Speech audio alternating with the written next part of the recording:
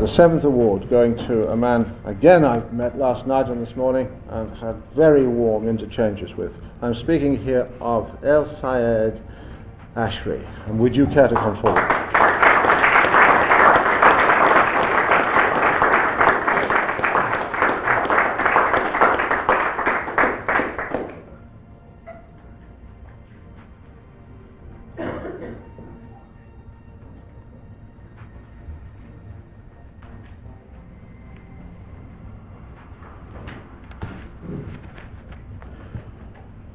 Dear Mr. President, Vice President, and Chairman of the Committee of the Galilei Academy of Sciences, I am very honored and pleased to receive this award, particularly in this year, as my colleague said, this is the year of chemistry. In fact, I am working in the area of organic chemistry, trying to use the naturally occurring products and the biomasses which all over the world to prepare useful organic compounds in different areas of applications. Of course, we never forget the work of Emil Fischer, which he once determined the structure of sugar. And in one of his steps, he has to select, I'm not going to say in a complete scientific way, because most of the people may not understand that, but he has to select one of the groups to be right or left, and he has no confirmation for that point. At this year, over 100 years ago, he selected the right. Till 1950s, when X-ray appeared and started to be used, at this time of 50s, he has chance to be correct or to be wrong. Wrong means all literature during 60, 70 years will be wrong. But for his luck, he was correct. X-ray confirmed what he selected. So achieving pioneering work in chemistry or science in general is very important, particularly for future. And I'm pleased to be here with you, celebrating or awarding all colleagues for their achievements. I shouldn't forget to acknowledge my research group, in fact, and the skill of the hands working in areas of research. And also I have to thank my family and my professors who taught me the steps to be in this future. Thank you again for the Academy for selecting me, and looking forward for future of the Academy. Thank you.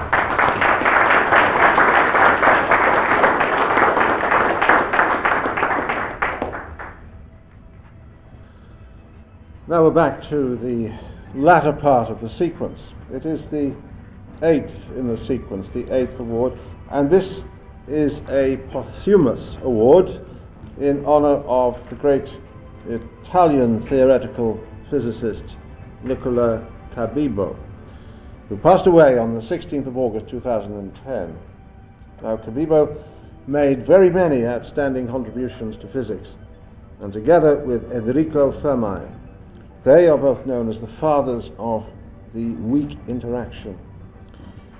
And this award is given for that cause, for that motivation together.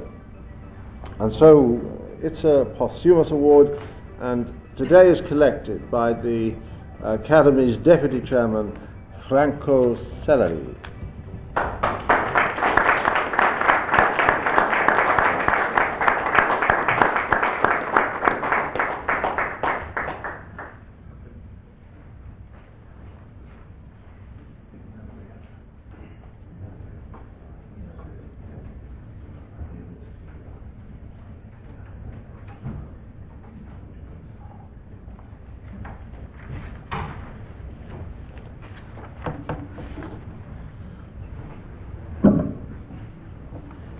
Well, my talk will be very short.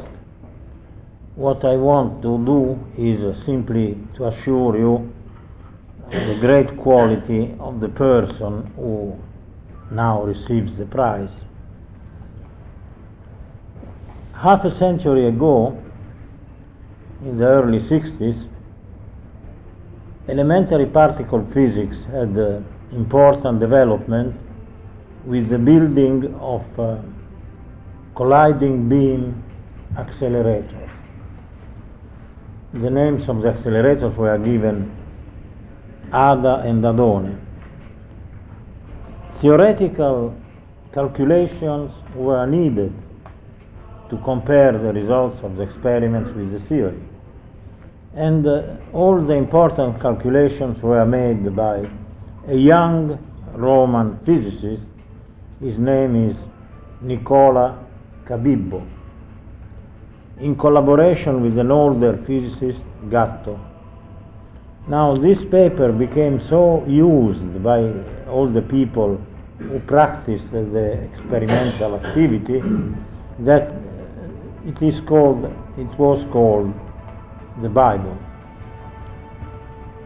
In 1963, a short article was published by Cabibbo on Physical Review Letters, and it is remarkable for the quality and also for the fact that it is considered the most quoted article in physics of all times. You can find this on Wikipedia. It was a new proposal for writing the weak interaction current, which could be compared with experiments concerning leptonic decays of hyperons. It is all about processes taking place in the subatomic domain, the elementary particle level.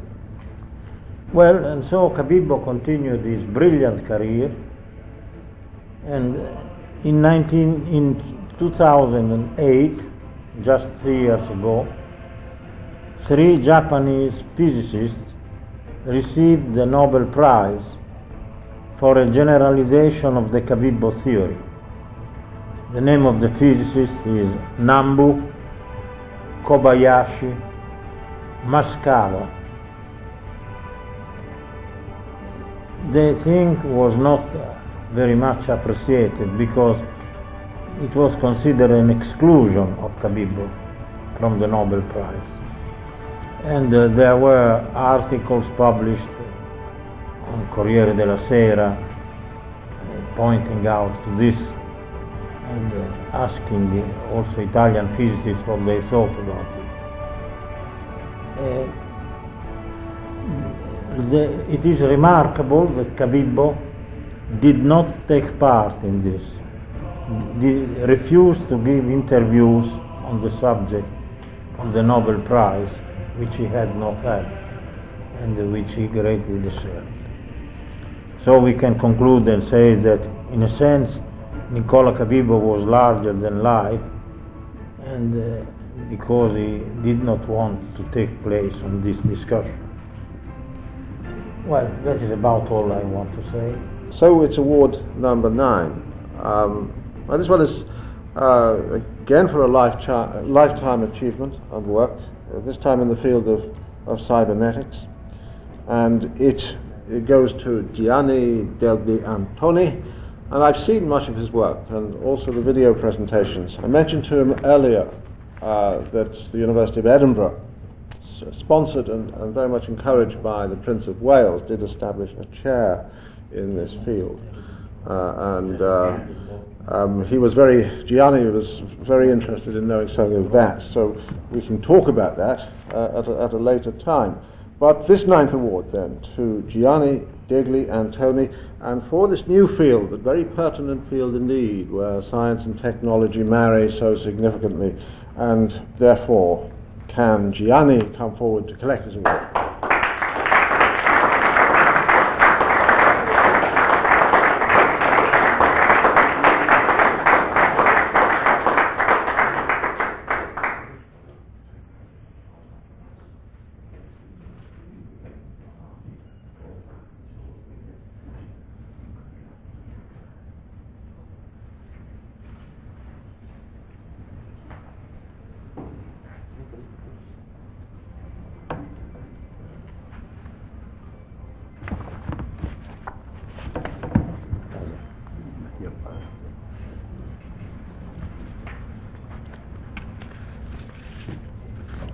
spaziali. Buongiorno, signore e signori e chairman, buongiorno. And but I can't forget to give a thank to the father of Telesio Galileo and his co-workers. They explained to me what is Telesio Galileo. And obviously I am a teacher, essentially, a teacher which mix up work, teaching, research, and any kind of activities. I am old, I am 77, and so for many years ago I tried to understand what is happening, and still things are happening. They have not only happened, they are happening. And so my view was essentially a cybernetic view, but I used computer science, technology, electronics, cybernetic foundations, mathematics, physics, in order to follow what the behavior. My responsibility was with respect to young students, and I tried to make grow good many students, many small companies without my interest, without any my interest. I think at least not less than 500 companies. And but to follow the behavior of things, my view was to think now, but to think for tomorrow, without forgetting the past. And so, in this letter, I will follow exactly the same approach. And so I consider you as my student. Excuse me for that, but I can do different. And so, let me start from the end of the Second War, where many technological problems were produced for war. In particular, control theories, cybernetics, began together with many concepts about control from Norbert Wiener. But before, big English people, Charles Babbage, much before, have given the ideas of what computation can be done. And so the combination with technology and ideas has made grown a terrible, tremendous growth that we now not necessarily understand, because every day we look the way the world change, and we don't ask so much what, why happened, how it happened. But for my students it was essential, because it was for finding their work, their future work. And so, which is the result? We can follow these steps, but these steps are long, and they have written, let's say, a presentation for all these steps, not all, but mainly the most important steps. But now I want to arrive to now, and with a cybernetic view. My cybernetic view today is that if there is work, at the end of some work, if you think, you have the representation of what your mind think about the work. And so all world produce thinking. Society is nothing else than a machine that works but produce thinking. And now, in this way, I think that Telesio Galileo is a snapshot of this social tremendous thinking, in which we have to take into account what is happened in order to design for the future. And so Telesio Galileo, for myself, is a big cultural force. The culture is the force, not only the physical force, the mechanical force, any kind of force, but the culture is that permit you to drive the future. Without thinking what to do, you can do nothing. And so, cybernetics is that we are here, we are a good cybernetic states, Telesio Galileo, and the future. What are the army that we have now in our hands to design, to build up? Because the design perhaps you can do, everybody of us is able to design, to think in a better way, but the problem is to build the better way. It's not only to design. And we have many things in our hand. First of all, we have virtualization. Virtualization is a concept that is appeared everywhere. Virtuality, in games, virtual reality, virtual medicine, virtual export, virtual anything. There are many virtual realities, virtual society.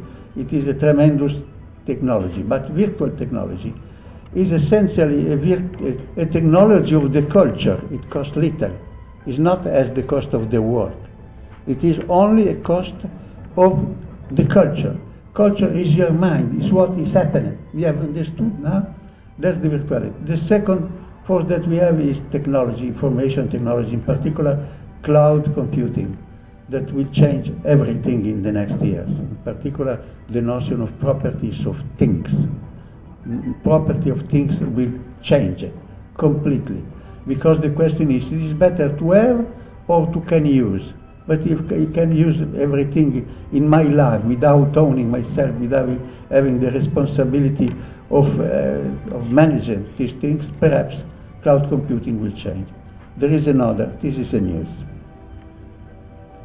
These are, and so, virtuality, cloud computing, technology, tablets are more or less definitive entity. But there is another view. In January, a new experiment from Bologna University is changing the world completely. A new source of energy, clean, low-cost energy, by Rossi e Focardi. Focardi is the chairman of Faculty of Science in Bologna. Rossi is a philosophy engineer that was able to understand that he can do. Academia don't like too much this, but it is happening. They are planning, building, of sending in industry. There are many industries working on that, many industries asking for this work. This will make possible one thing new, because if we have this thing, energy, virtualization, technology, we add collaboration. Collaboration now is a need. At the end of the Second World there was war. Now we have a new war. You have the war against the poor people. Rich people goes well. Why not? I think that the better way, we have to help rich people to use their energy, their work, to produce more work, but with a better society, with less pollution and things like that. This requires collaboration. Collaboration is the most important conceptual entity that is coming out. And so my effort from the future are essentially directed to understand what collaboration is. Collaboration is conceptually, philosophically point of view is a very important thing. We have contradiction. War and peace is a contradiction. Good and bad is a contradiction. Everything is contradiction in the world. The reality is contradiction. There is nothing else than contradiction. But contradiction, from our point of view, produces conflicts. We have to solve conflicts. And conflicting contradiction to be solved require collaboration. Collaboration, and so will be. And so my view is that my hope that Telesio Galileo will begin an era of collaboration for all the humankind. Thanks.